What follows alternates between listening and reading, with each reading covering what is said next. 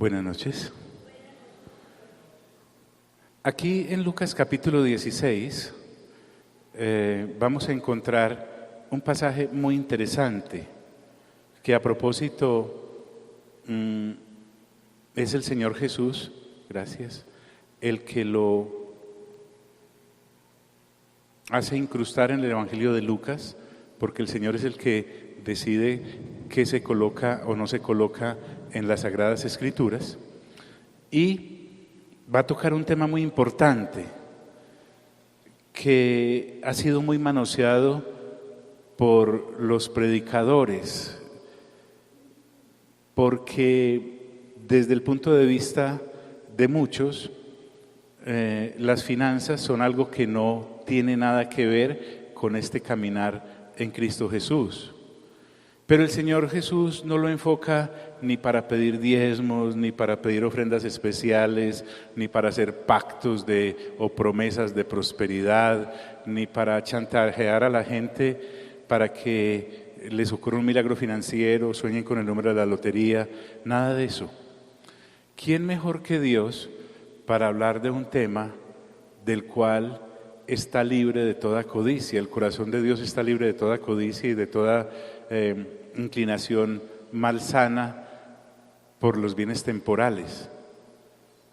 Y es un privilegio hablar de este pasaje, y es un pasaje como el de todas las Sagradas Escrituras en el que uno tiene que quitarse el calzado de sus pies para que el pasaje nos diga lo que quiere decir y no un predicador que llega al pasaje para decir lo que él quiere decir.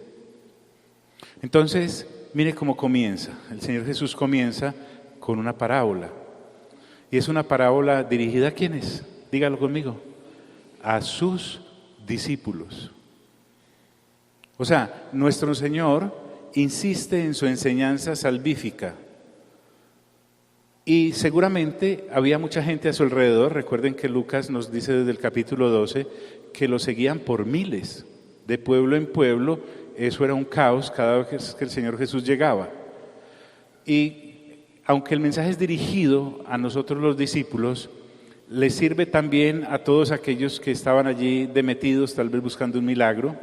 También había fariseos y escribas y sacerdotes que querían asesinar al Señor buscando una palabra en la cual cayese para entonces poderlo ejecutar. Pero el Señor Jesús, tranquilo, normal, les dice lo siguiente: había un hombre rico que tenía un mayordomo. Pero aquí estamos hablando de esos ricos de verdad. Era un hombre de alta posición, seguramente de un cargo de prestigio en el gobierno, que necesitaba de un mayordomo para que le cuidara sus tierras en el campo, mientras él tal vez ejercía sus cargos altos allí en la ciudad. Estamos hablando de un hombre rico en todo su esplendor. No estamos hablando de personas como nosotros que compramos una casa a 42 años en cómodas cuotas y cuando la acabamos de pagar, pues listo, fallecemos. O un carro por cuotas cómodas a 12 años. No, aquí estamos hablando de un tipo forrado en la plata. El Señor Jesús, hablando de salvación, ya ha hablado de un pastor al cual se le pierde una oveja, un hombre de campo. Ha hablado de una mujer que barriendo en la casa seguramente se le perdió una dracma y la buscó y la encontró. Y nos dijo que en aquella ocasión, siempre que un alma se convierte, hay una fiesta ¿dónde? En el cielo, en el cielo. Entonces, ¿cómo el Señor a través de esta enseñanza nos quiere hablar de que nuestra mente debe estar en el cielo? Colosenses capítulo 3 dice: poner la mira en las cosas de arriba, pero debemos estar con los pies bien plantados en la tierra. Había un hombre rico, dice él, que tenía un mayordomo. Este mayordomo es un señor de máxima confianza. O sea, el tipo estudió para eso, para ser mayordomo. Les recomiendo una película, para quien no considere que ir al cine o ver una película es pecado, se llama El Mayordomo, es con Anthony Hopkins, para que usted sepa la altura que se le da a ese cargo de mayordomo. No estamos hablando de esa personita que usted tiene ahí para hacer vueltas, no, un tipo dedicado a eso. Así que, como era un hombre de máxima confianza, no había mucha vigilancia sobre él, pues precisamente porque era una persona de máxima confianza que por su idoneidad había sido colocada al manejo de los bienes de su señor, que a propósito era bien ocupado y no podía estar encima con lápiz y cuaderno a ver qué era lo que el tipo estaba haciendo. De antemano le suplico que se vaya comparando con el mayordomo. Sí, que no sea como cuando uno va al cine y siempre piensa que es el chacho de la película, el mayordomo. Usted y yo somos ese mayordomo. Había un hombre rico que tenía un mayordomo y dice la Escritura, está hablando nuestro Dios, y este fue acusado ante él, o sea, ante su Señor, como disipador de sus bienes. Tarde o temprano a todos nos llega la hora de rendir cuentas. Específicamente a este se le acusa de ser un disipador, en paisa, un derrochón. Había tomado todos los bienes sobre los cuales estaba a cargo para beneficio propio. Y si lo hacía para beneficio propio, lo estaba haciendo en detrimento de los intereses de su dueño, del dueño de todo. Y este fue acusado ante él como disipador de sus bienes.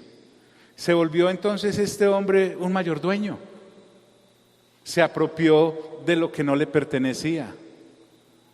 Usted puede conocer historias o haber sido una víctima también en ellas, en la que usted tiene una finca y contrata un mayordomo para que se la cuide. En cierta ocasión, alguien, compadeciéndose de nuestras ojeras, nos prestó su finca. Esta es una historia real.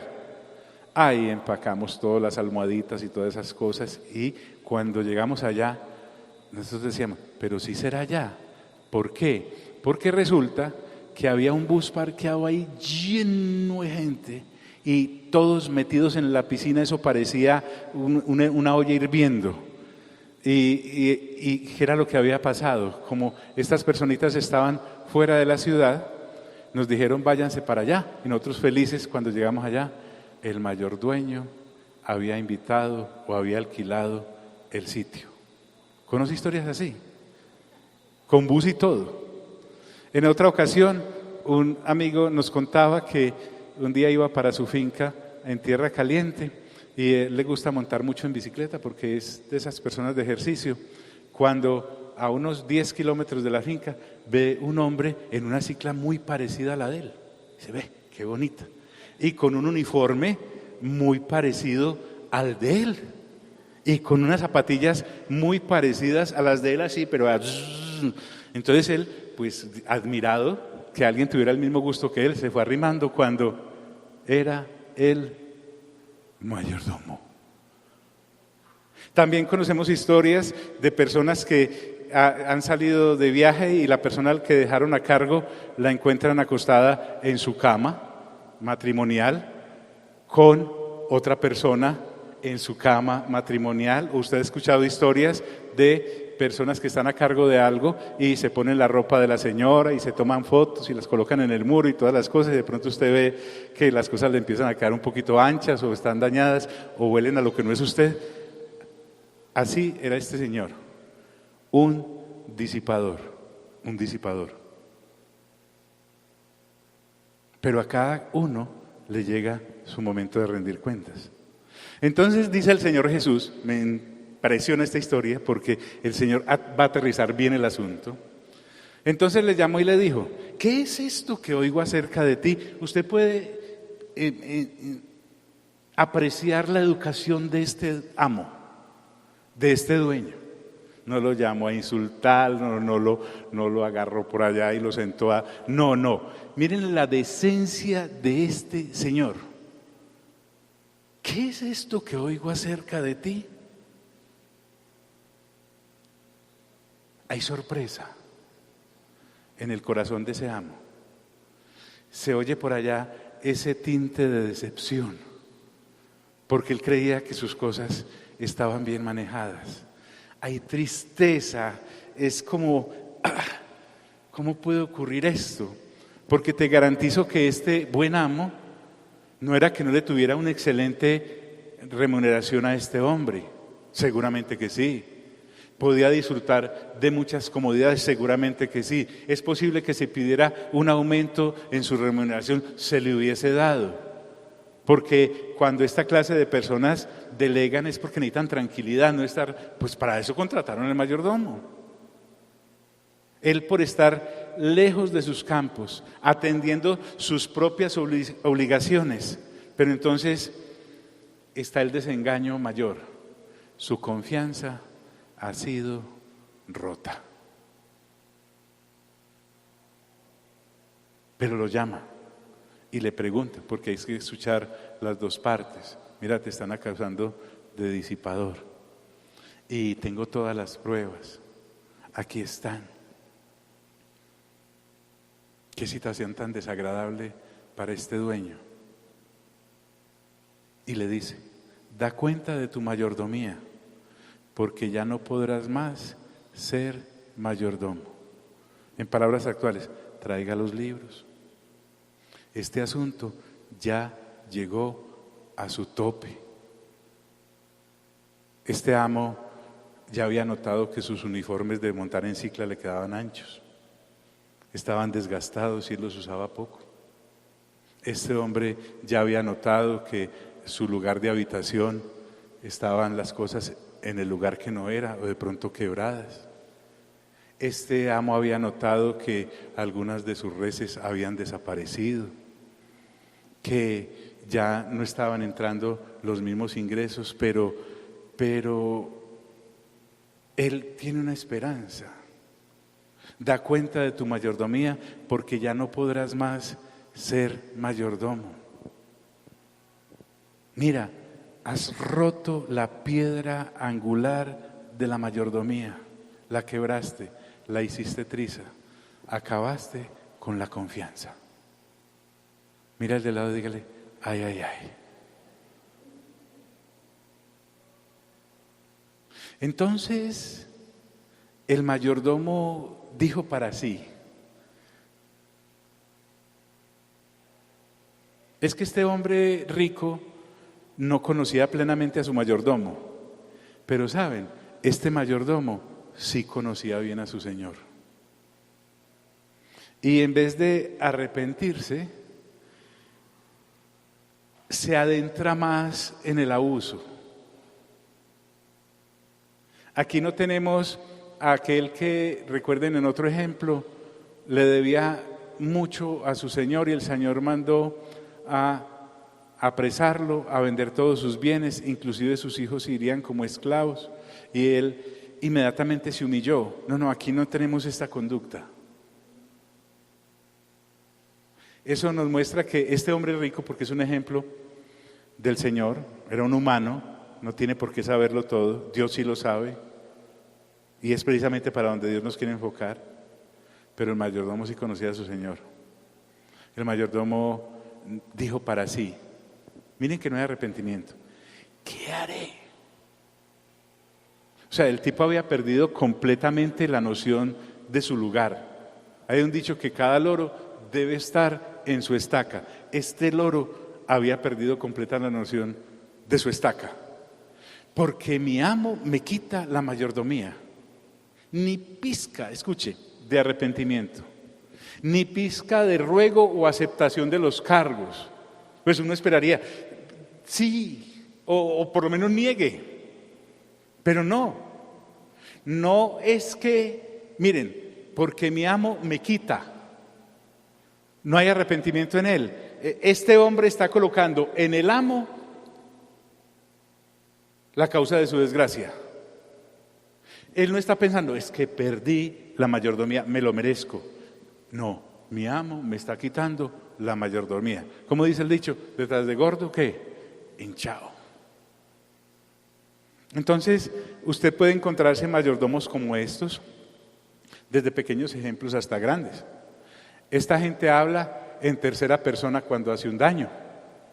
Usted llega a mi señora a su casa buscando esa porcelana hermosa que siempre mira porque le agrada, se la dejó su abuela, que la viene de su tatarabuela y todas esas cosas. Y usted pregunta, ¿qué pasó con la porcelana? Y esa persona contesta, se quebró. No dice, la quebré, no dice, se me cayó, se quebró. Vea, ¿dónde está el vestido que uso para las fiestas que me gusta tanto? Dice, se quemó. Pues no dice, se me fue la mano en la plancha, la dejé prendida, demasiado en la lavadora, no dice eso. Pero miren que él pensaba para sí, cavar no puedo, mendigar me da vergüenza. El tipo sabe que va para afuera. Es que a este mayordomo, fuera de eso perezoso, le daba lidia coger una pala. Mendigar me da vergüenza, pero qué pudor, ¿no? Además de derrochón, ni siquiera hizo ahorros con lo que se había robado. Pues por lo menos, y escuche que el Señor aquí no se vaya a ir en este momento porque entonces queda usted como el Señor aprueba que esto se haga. No, aguánteme un ratico. Ni siquiera había dicho, pues voy a hacer como un ahorrito, a meter esto en un tarro de galletas por si algún día llego a tener una necesidad. No. Hay un pensador cristiano, Chapman, que habla muy bien de este pasaje. En vez de cavar, mendiga o roba. Es que este mayordomo, dice él, es demasiado holgazán para cavar y le avergüenza demasiado mendigar. Entonces, si me da pereza cavar y me da vergüenza mendigar, me voy a dedicar mejor a robar y miren cómo oficializa su robo. ¿Están aquí mis amigos? Le dije que no me vaya a ir todavía porque se va a hacer lo de este mayordomo. Ya sé lo que haré para que cuando se me quite la mayordomía me reciban en sus casas. Ni le pasa, repito, por la cabeza humillarse o pedir misericordia. Este hombre solo piensa en él. Me voy a dedicar a robar, pero ahora sí, en serio. Antes me disfrutaba las cosas de mi amo, pero ahora necesito para que me reciban en sus casas. Y entonces hace un plan astuto. Como le pidieron cuentas, ahora vuelvo al punto. Qué dignidad la de ese señor rico, la de ese señor amo. Estaba tan ocupado que él le pide las cuentas y todo, pero estaba tan ocupado, tenía tantas cosas para hacer, que deja que el mayordomo prepare un informe. Y claro, él con mucho gusto se lo hace. Es como dejar a Herodes cuidando a los niños judíos en Lucas capítulo, allá, en Mateo, creo, donde Herodes manda matar a los niños, pero ahí lo deja. Y llamando a cada uno de los deudores de su amo, porque nunca nada fue de él. O sea, lo que yo quiero indicarte desde ya es que desde que nacimos, nunca nada ha sido de nosotros. Y posiblemente lo hemos usado como nos ha dado la gana. Nunca nada fue de este mayordomo. Eso sí, pero se lo disfrutó hasta lo último. Y dijo al primero, ¿cuánto le debes a mi amo? A uno de tantos deudores. Siguió orando en el nombre del amo. Él le dijo, 100 barriles de aceite. Es que uno sabe lo que debe o no. Y le dijo, toma tu cuenta, siéntate pronto y escribe 50. Mire pues el plan. Usa a este deudor y lo hace cómplice de sus cosas, porque el deudor ni corto ni perezoso, o tal vez de buena fe pensando que estaba obrando en cuenta de su amo, escribe 50. Se hace cómplice del mayordomo. Después dijo a otro, ¿y tú cuánto debes? Él dijo, 100 medidas de trigo. Es que uno sabe qué es lo que debe. Él le dijo, toma tu cuenta y escribe 80, otro cómplice. El asunto es que esta es una historia, es una parábola, ya la vamos a aplicar.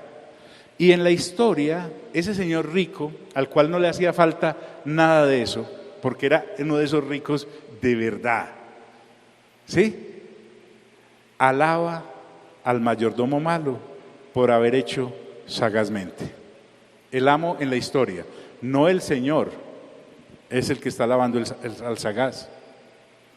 Es decir, a pesar de que este hombre había sido atracado en su bondad, reconoce la astucia del tipo. Y ahora sí el Señor aplica la parábola. Y aquí es donde termina la introducción. El Señor Jesús ahora sí, hace 2000 años, con la gente ahí reunida, con sus discípulos, después de haberles contado la historia, les dice: porque los hijos de este siglo son más sagaces en el trato con sus semejantes que los hijos de luz. Los hijos de este siglo, entiéndase, los hijos de las tinieblas, los que no son creyentes, los que no se han convertido. Está hablando del siglo caído, el siglo corrupto, el siglo pecaminoso, el siglo lleno de incredulidad que estará vigente hasta que el Señor Jesús retorne. Ahorita estábamos cantando en la última canción acerca de la primera venida del Señor hace 2000 años, cuando lo hablamos en Lucas, pero en su retorno cuando lo hablamos en Apocalipsis. El siglo malo, lleno de incredulidad, en los que unos creemos y otros no, va a durar hasta el final de los tiempos. Por lo tanto, habrá hijos de este siglo, que son los hijos de las tinieblas, y habrá hijos de la luz, que son los que Dios nos permite nacer de nuevo. Pero habla de sagacidad en cuanto al manejo de los asuntos terrenales, entre ellos el dinero. O sea, en otras palabras, el Señor está sacando a la luz una como cierta estupidez que manejamos los creyentes, que nos divorciamos completamente de la realidad y vivimos hablando solamente de las cosas del mundo venidero, pero es que el mundo venidero hay que vivirlo desde acá. En el trato con sus semejantes, los impíos son astutos, son listos, son socarrones, diría yo. Mientras que los hijos de la luz, los creyentes, parecemos no querer interesarnos porque le restamos importancia a lo material y hasta malos mayordomos somos. Entonces dice nuestro buen Señor: y yo os digo, pues, es Dios hablando, ganad amigos por medio de las riquezas injustas. ¿Recuerda aquel hombre en la parábola?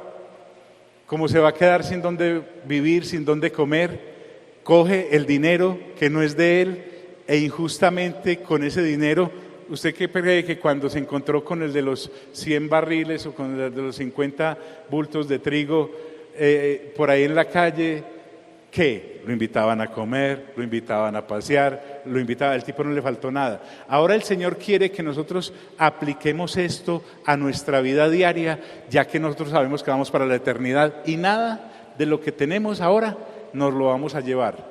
¿Cómo puedo yo trasladar lo temporal a la eternidad?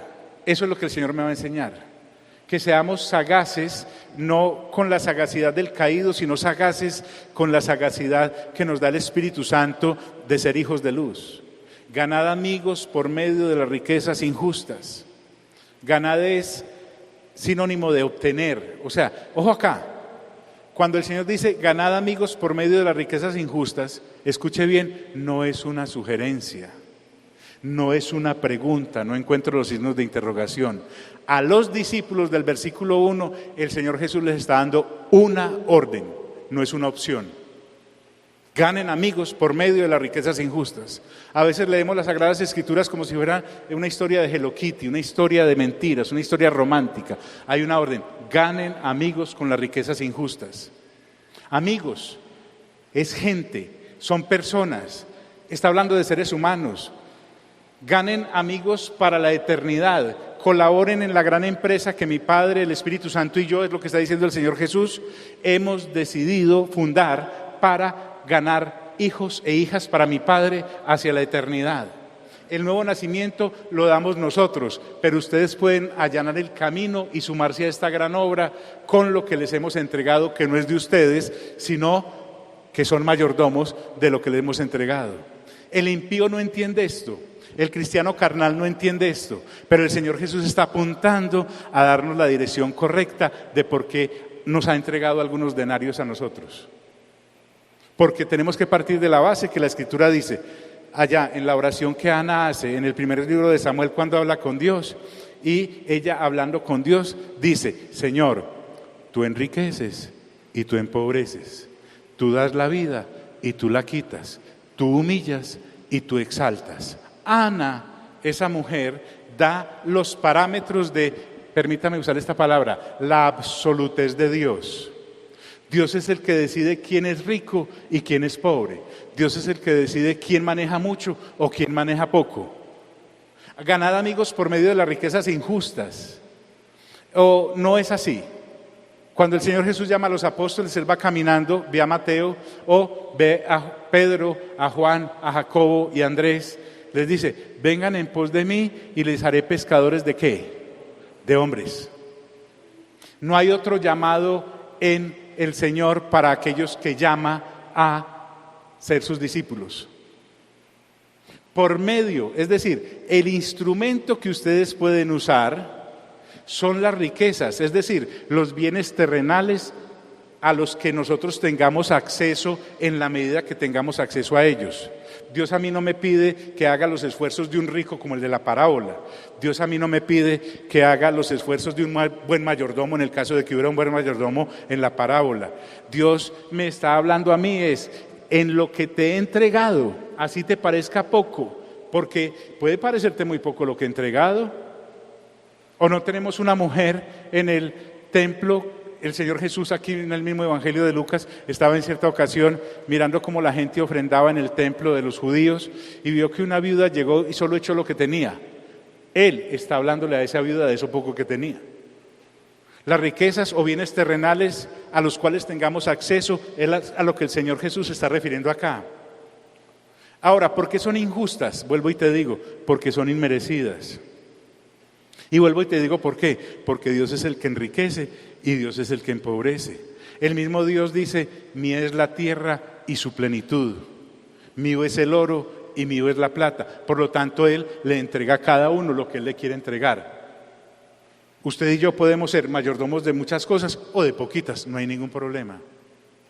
Un hombre llamado John Wesley, de esos predicadores de verdad de siglos anteriores, tenía una máxima cuando se refería a las finanzas. Una máxima que tenía 3 puntos. El primero era, ganad todo lo que puedas. El segundo es, guarde todo lo que pueda. Y el tercero es, para que después pueda dar todo lo que pueda. Gane todo lo que pueda, guarde todo lo que pueda, para que después pueda dar todo lo que pueda. ¡Qué libertad! Eso es sentirse mayordomo. Ganad amigos por medio de las riquezas injustas para que cuando éstas falten, ojo, que aquí no está hablando de una quiebra o un crack financiero. Uy, se puso la cosa difícil. Está hablando de la eternidad. Diga conmigo, eternidad. O sea, lo que el Señor Jesús le está diciendo a su público y nos está diciendo a nosotros ahora es, tarde o temprano te mueres. Pablo es más específico y dice en 1 Timoteo capítulo 6, nada hemos traído a este mundo y ¿qué? Y nada nos hemos de llevar. Pablo en 1 Timoteo capítulo 6 estaba aplicando lo que dice Eclesiastés capítulo 5. En otras palabras, en paisa, usted nunca ha visto entierro con trasteo. No hay. Lo mucho o lo poco, usted no se lo lleva. Cuando dice, para que cuando éstas falten, es decir, para que cuando llegues al escenario de la eternidad en donde el circulante es diferente, porque no vamos a estar supeditados a este comercio caído, no, las cosas serán muy diferentes. Cuando uno lee Apocalipsis se da cuenta todas las promesas que hay para la eternidad, porque el error, como les he comentado varias veces, de muchos predicadores es que sus prédicas son acéfalas, les falta cabeza, porque predican solo desde Génesis hasta Judas, porque de Apocalipsis para adentro les da un terror y un temor impresionante, y además teólogos han rodeado eso de una cantidad de enciclopedias que lo hacen más impresionante, cuando el Señor Jesús le entregó a Juan, un hombre sin letras y del vulgo, Hechos 4:13, para que escribiera una cosa tan maravillosa como Apocalipsis, para que después no tuviéramos la disculpa de que eso es muy enredado. Juan nunca quiso enredarnos. Para que cuando éstas falten, para que cuando ya no estés en este medio de comprar y vender, de que todo tiene un precio, para que cuando éstas falten, dice, os reciban en las moradas eternas. Y es que la promesa de las moradas eternas está por todas partes. En el Evangelio de Juan, capítulo 14, el Señor Jesús dice, les conviene que yo me vaya. Voy a prepararles morada, porque yo quiero que donde yo esté, ustedes también estén. Os reciban en las moradas eternas. La eternidad nos espera. Y vuelvo y te digo, nada de lo temporal llegará allí. ¿Cómo convierto yo entonces las divisas de lo que tengo acá en circulante para cuando llegue allá? Yo sí he visto entierros con trasteos, los de los faraones. Los enterraron hace siglos, en tumbas fastuosas. ¿Quién se enriqueció cuando destaparon esas pirámides? El arqueólogo de turno. ¿Qué hacen en las funerarias cuando usted dice, entiérrenlo con el Rolex que le gustaba tanto? Le ponen un Casio de esos de esquina y se lo entierran con ese. El anillo con el que nos... El sepulturero. No hay entierro con trasteo. No se llevó nada. Cuentan de este predicador en Inglaterra.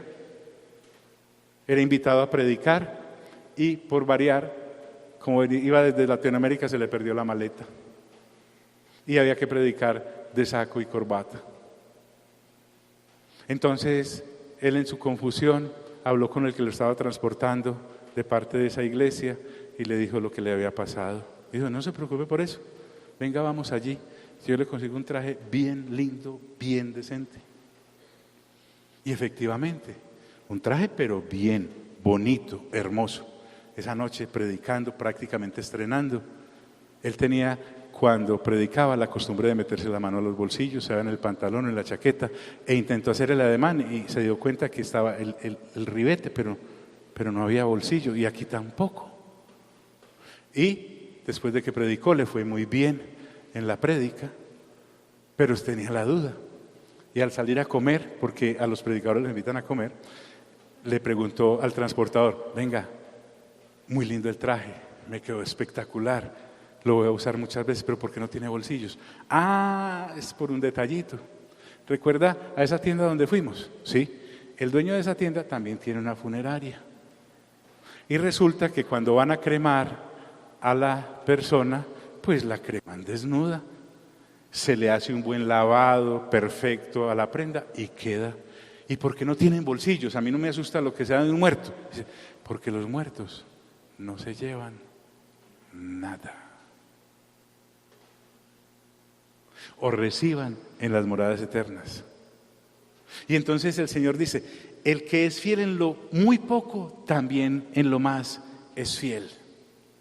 Es que, créanme, Dios nos observa en cómo nos comportamos en el área financiera, en lo temporal. El que es fiel en lo muy poco, también en lo más es fiel. Lo que ocurre con lo que Dios nos ha entregado es que nos está entrenando para lo eterno. Todo lo que recibimos a este lado de la eternidad, en esta temporalidad, es poco comparado con lo que administraremos allá. Estamos, dígale de lado, estamos en entrenamiento. Estamos en entrenamiento cada vez que sacamos una moneda, un billete o un cheque o una tarjeta. Dios está mirando como mayordomos qué estamos haciendo. Y el que en lo muy poco es injusto, también en lo más es injusto. Como aquel mal mayordomo. Si en lo poquito había sido injusto, ¿cómo sería en lo más? Obvio, mal. Por eso te digo, nunca he escuchado a uno de los predicadores de la maldita teología de la prosperidad enseñando prosperidad con este pasaje, que debería ser el eje, la columna vertebral de toda enseñanza sobre los bienes materiales, porque lo está dando el Señor Jesús. No, ellos se pegan de Malaquías 3:10 y disculpen descabezan todo el resto del libro. Ellos se pegan en Corintios del que siembra mucho, mucho recogerá, y el que siembra poco, poco recogerá, y descabezan completamente el pasaje y no muestran realmente para qué era aquella ofrenda que estaban recogiendo allí. El Señor Jesús no hace eso, porque a propósito, el Señor Jesús no le interesa nada de lo que nosotros tenemos.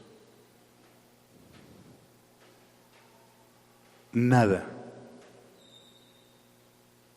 A un predicador mercenario sí le interesa lo que tú tienes y lo que yo le pueda dar.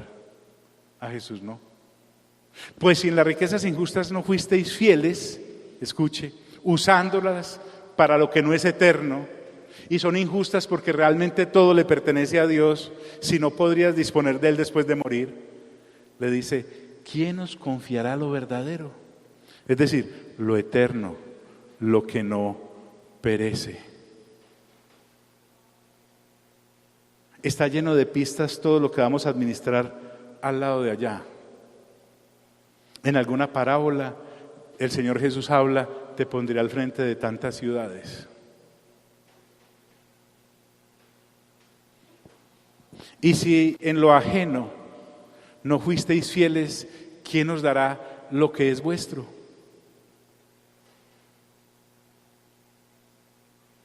No tenemos nada. Deberíamos comprar más trajes sin bolsillos para que nos recuerde el día a día que nada nos llevamos. Comportarnos. Pablo da el consejo en 1 Corintios capítulo 7, dice, a los que disfrutan de las cosas de este mundo, hagan de cuenta que no las disfrutan. El que puede comprar como si no comprase, porque todo pasa. Y si en lo ajeno no fuisteis fieles, ¿quién os dará lo que es vuestro? Es decir, lo eterno, lo que no perece. Y entonces remata con aquel pasaje que la gran mayoría conocemos. Ningún siervo puede servir a dos señores. Cuando mi Jesús, tu Jesús, dice ningún siervo, entiéndase, nadie. Es imposible que el Señor Jesús se equivoque en el remate de esta enseñanza. Ningún siervo puede servir a dos señores, porque va a hacer mal dos cosas. Aquí el Señor Jesús está hablando de aquel creyente que piensa que puede engañar a Dios y el engañado es él, viviendo algunas cosas en esta área como se administran las cosas en el mundo, y después como sepulcro blanqueado estar a este lado pensando que también puede darle gusto a Dios. En las cuestiones de finanzas, escuche bien, o uno le da gusto al diablo o le da gusto a Dios, pero no le puede servir a los dos. En esto de las finanzas no se puede tener dos amores.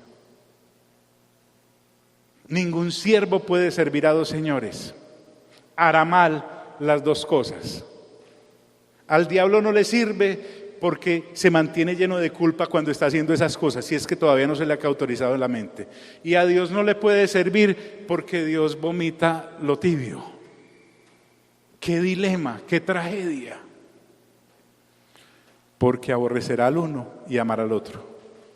Es que el Señor toma como con plastilina este tema hasta la saciedad para explicarlo.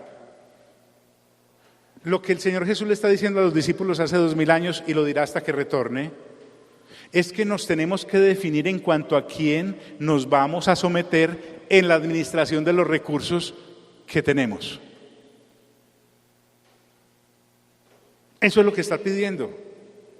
Porque aborrecerá al uno y amará al otro, o estimará al uno y menospreciará al otro. Así de sencillo. Y repite, no podéis servir a Dios, y ahí sí, y a las riquezas. Riquezas ahí en las versiones antiguas es Mamón, un dios de la fortuna pagana. Nuestro Padre Celestial tiene órdenes específicas en la administración de los bienes terrenales. Mamón también las tiene. Por eso él dice, no puedes servir a Dios en esta área y a Mamón en esta área. No puedes. ¿Por qué? Porque los principios de administración son totalmente diferentes.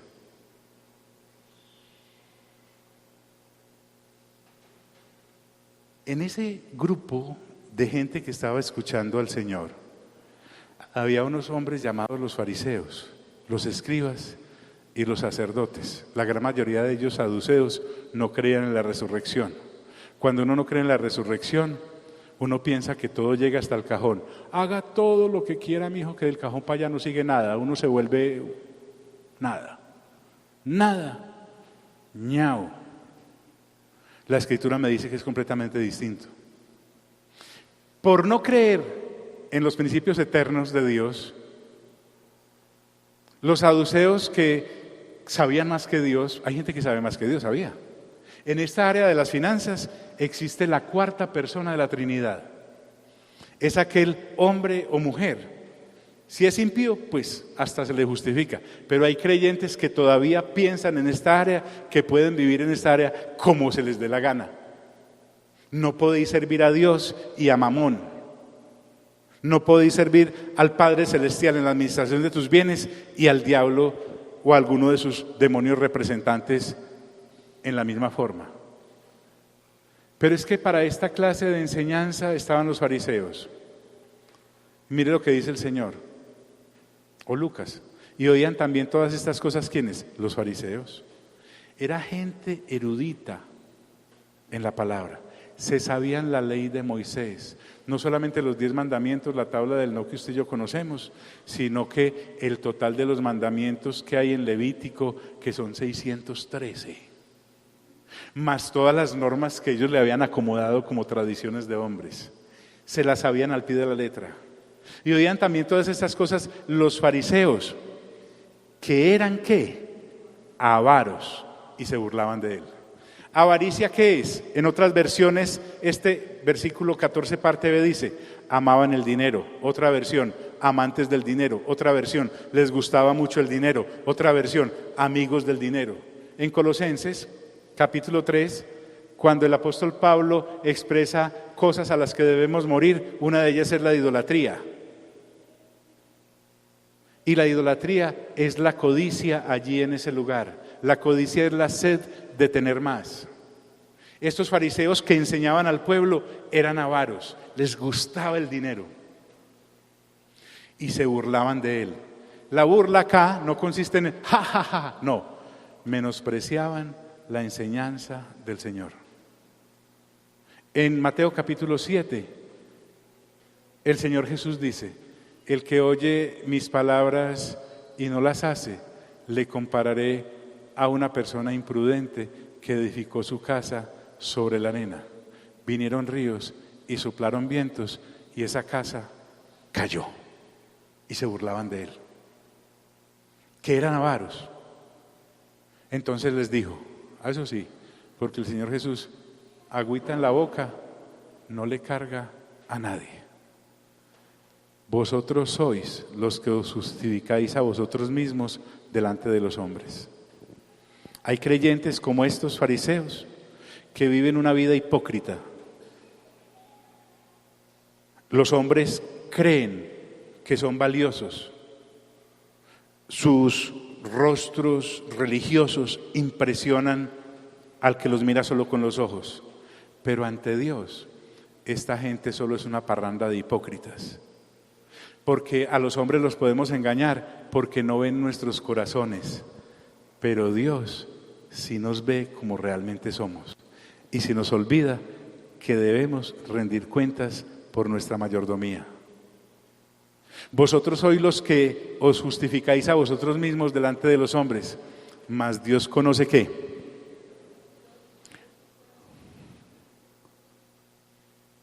Ay, no se preocupe, hermano, que Dios lo ama así como usted es.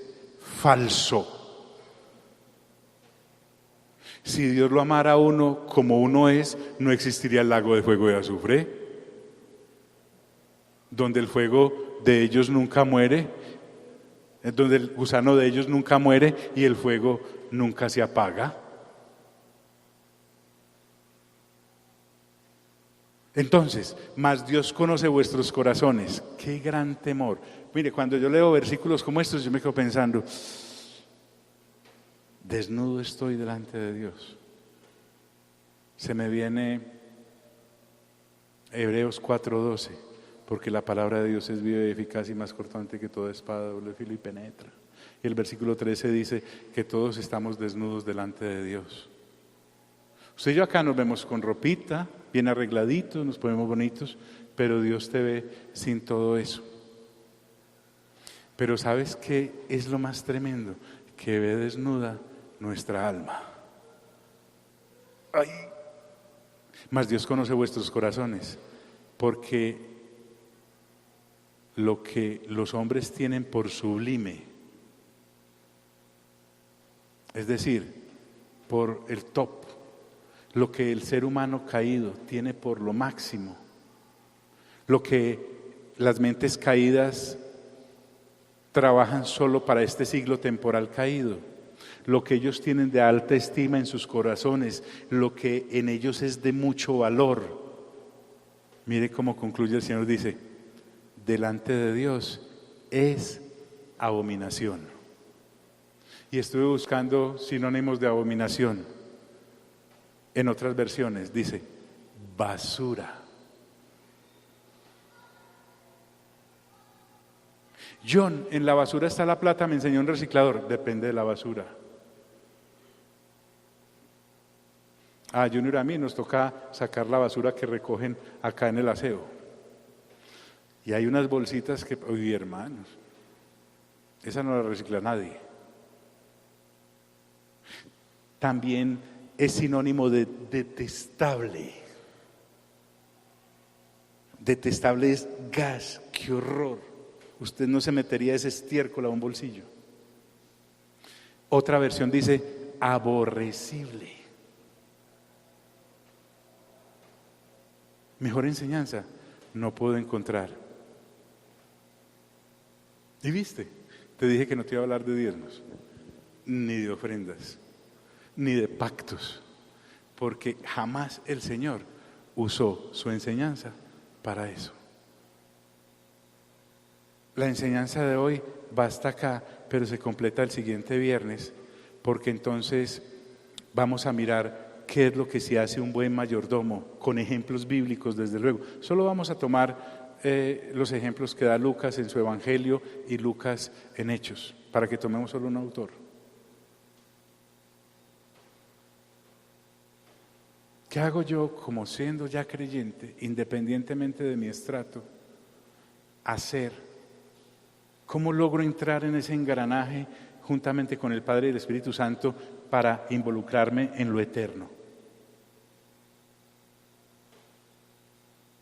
Sin necesidad de irme para otro planeta a evangelizar. No, aquí mismo, en el barriecito. ¿Qué podemos hacer? Pero por el momento ya sabemos que no debemos hacer. Vamos a estar en pie, por favor.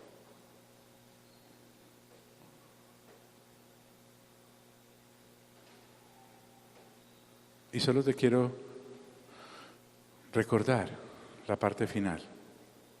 Entonces les dijo: vosotros sois los que os justificáis a vosotros mismos delante de los hombres. El Señor Jesús le estaba haciendo un reclamo bien elegante a estos fariseos que les habían enseñado mal a su pueblo. Mas Dios conoce vuestros corazones, porque lo que los hombres tienen por sublime delante de Dios es abominación. Hermano y hermana, lo que quiero decirte es lo que el Señor Jesús dice: no vayamos nosotros a tener por valioso lo que para Dios es basura. Eso. Dijo amigo: Señor Jesús, gracias por tu palabra, que es viva y eficaz, y más cortante que toda espada de doble filo, y penetra hasta partir lo que es del alma de lo que es del espíritu, y asienta en mí todo lo que viene de tu corazón, para que mi corazón sea como el tuyo. En el nombre glorioso de Cristo Jesús, amén, amén y amén. Les bendigo, hermanos.